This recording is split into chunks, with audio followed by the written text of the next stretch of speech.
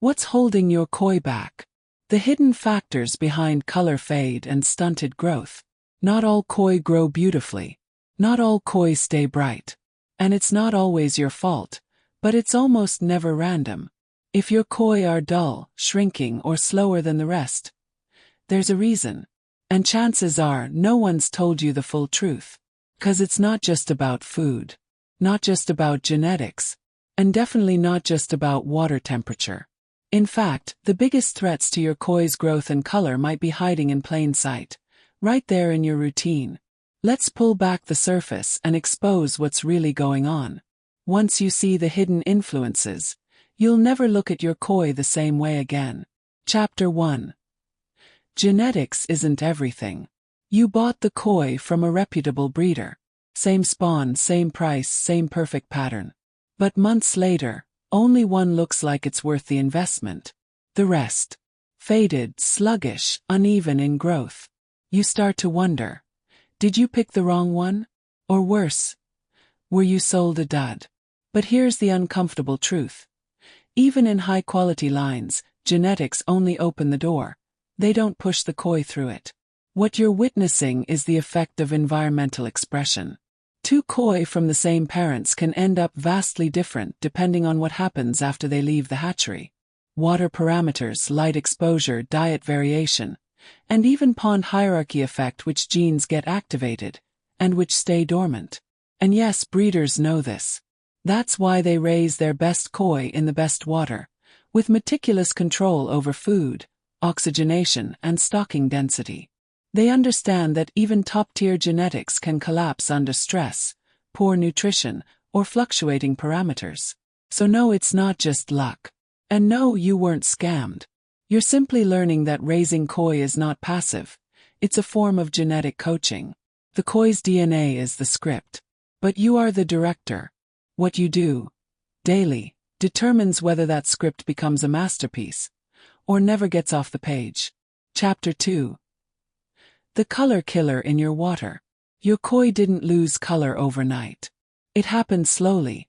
So slowly that you might have missed it. The once deep crimson is now pale orange.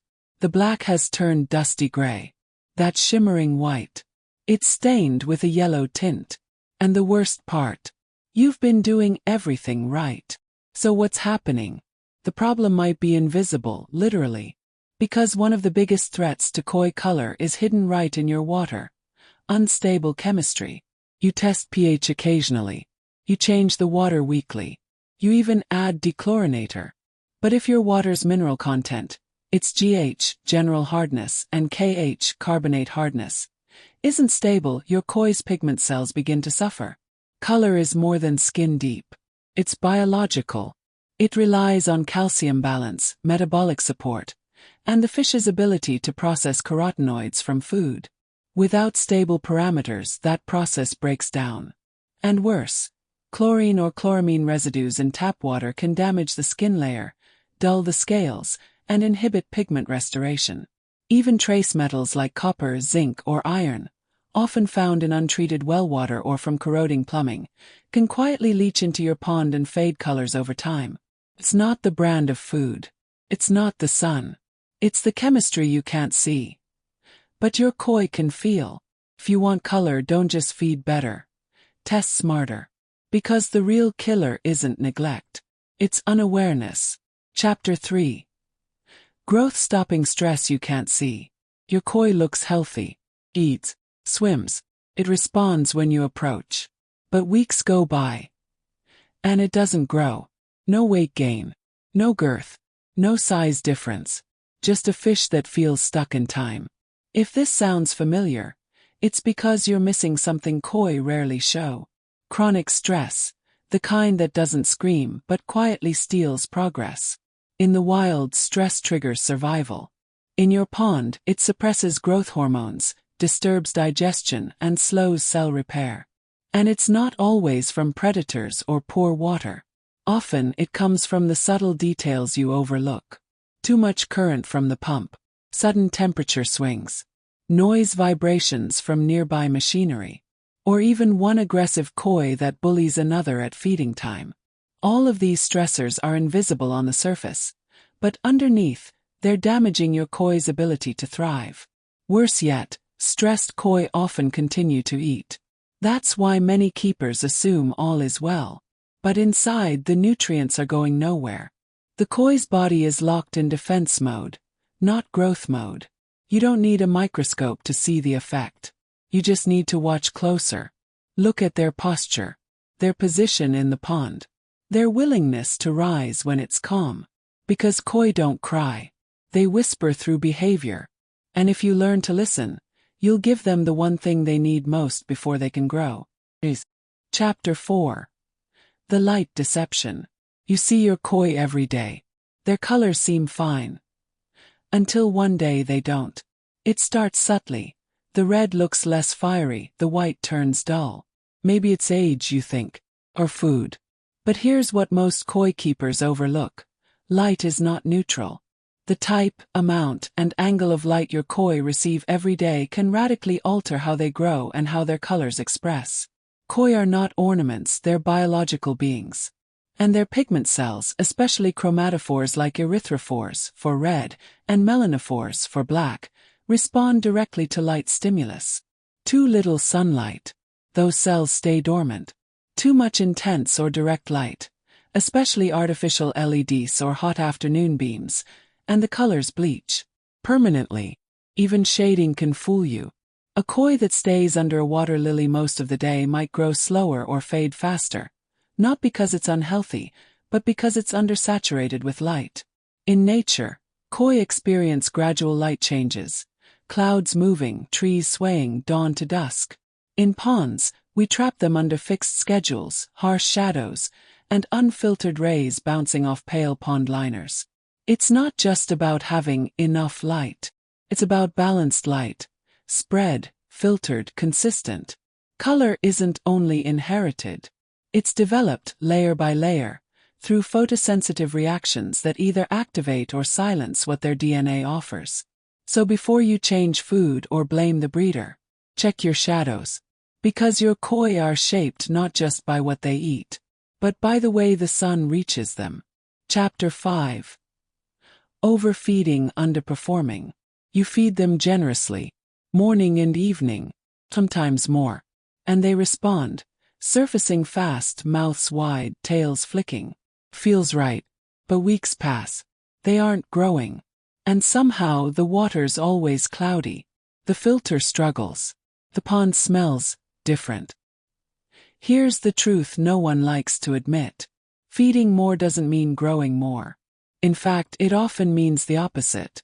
Koi are opportunistic eaters. They'll rise even when full. They'll beg long after they're satiated. But digestion isn't unlimited.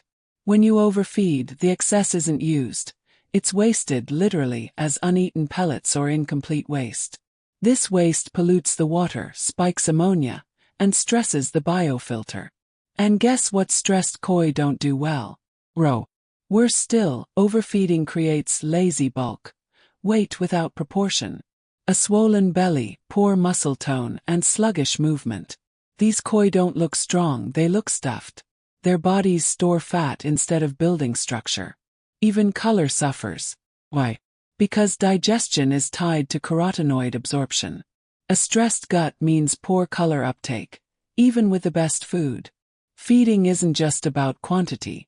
It's about timing, temperature, and metabolism. Cold pond. Koi digest slower. Feeding heavy makes it worse. Poor circulation. Nutrients barely move through the system.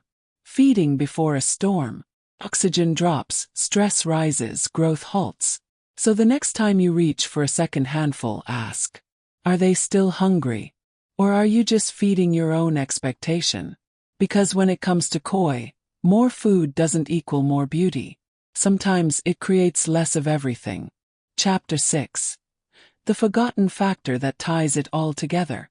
You've adjusted the water. You've studied the light. You've refined the feeding. But still, something feels off. One koi thrives, another stalls. One week's color is brilliant, the next feels faded. You start second-guessing everything. But the missing piece might not be any single change.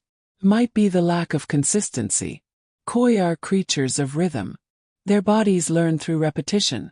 Feeding times, water chemistry, temperature cycles, even your footsteps approaching the pond. When that rhythm is broken, stress begins to creep in. A koi that's fed at 8 a.m. one day, then 1 p.m. the next, can't develop stable digestion. A pond that fluctuates from full sun to dense cover overnight confuses its pigment response. A biofilter that runs perfectly for weeks, then gets clogged from overfeeding, resets the entire microbial balance. And just like that, growth halts. Color stalls. Behavior dulls. What koi need is not constant adjustment. They need predictability. Not perfect water but stable water. Not fancy food but routine delivery. Not silent ponds but familiar sounds. Because koi don't respond to effort. They respond to consistency of care. This is what separates good keepers from great ones. Not how often they change things, but how well they keep them the same when things are working. So before you chase the next big fix, ask, is your pond a stable world? Or a shifting experiment? Because koi grow not from the best single condition, but from the steady sum of many small good ones. The mirror beneath the water. You came here looking for answers. Why your koi aren't growing. Why their colors fade. Why they stop short of their potential. And now maybe you see. It was never just one thing. It was everything together. The genetics, the light, the feeding, the silence, the water, the rhythm. Every piece like a note in a song. On their own they mean little. But when tuned together, koi begin to bloom. Not overnight, not by force, but slowly, like mist lifting from the surface of a quiet morning pond. Your koi don't need you to do more. They need you to understand more. To watch instead of just act. To listen instead of just adjust. To build a world they can trust. Every single day. Because in the end, koi don't just reflect your care. They reflect your habits, your patience, your presence. They are not just fish. They are mirrors. Moving slowly through water that holds the shape of how you live. And when you truly see that, that's when they'll finally show you everything they were meant to be.